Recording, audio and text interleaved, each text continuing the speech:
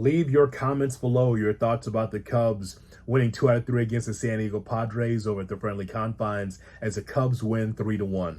So the question coming in is, where's the offense coming from for this Cubs team? Because they were shut out the day before. And so what happens on Thursday? And so is that going to be Bush? Is that going to be Carson Kelly? Is that going to be Pete Crow Armstrong? Is it going to be Tucker? Well, it's all of the above. We were wondering about Pete Crow. Would he come through offensively? Well, the defense was solid as usual from Pete Crow, but then he goes 3 for 4 with the run. Will the offense come from the top of the order in Bush, who gives you a home run, 3 for 4 with a run for him?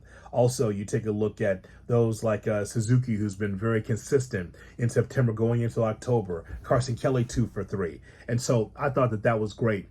But 2 keys for me for this Cubs series. Number 1, the defense was just airtight.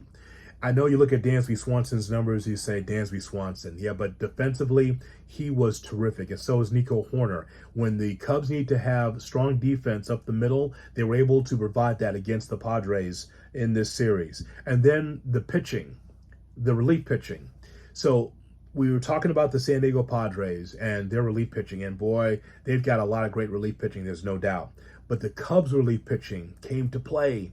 You take a look at this game. Yeah, there was a hiccup with Keller toward the end of that game, but Kittredge comes through and gets the save. Pomerantz, Palencia out of position, not in the closer spot in this series.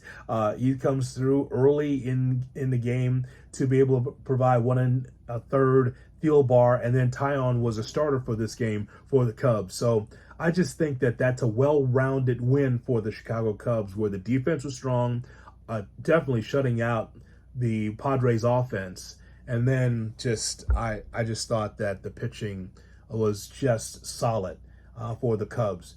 Think about this.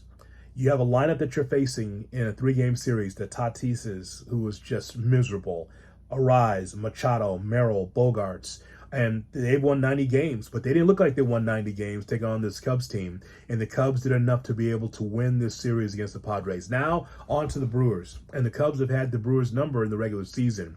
What does it look like in the postseason? This is going to be so much fun. Another border war between Wisconsin and Illinois. It's happening again now with the Cubs and the Brewers. So give me your thoughts. Can the Cubs keep this going? Because the narrative going into the series is it going to be rust for the Brewers or rest for the Brewers against this Cubs team? The Cubs were able to scrape enough runs together to beat this Padres team that's hit or miss. I've been watching them all year, hit or miss team.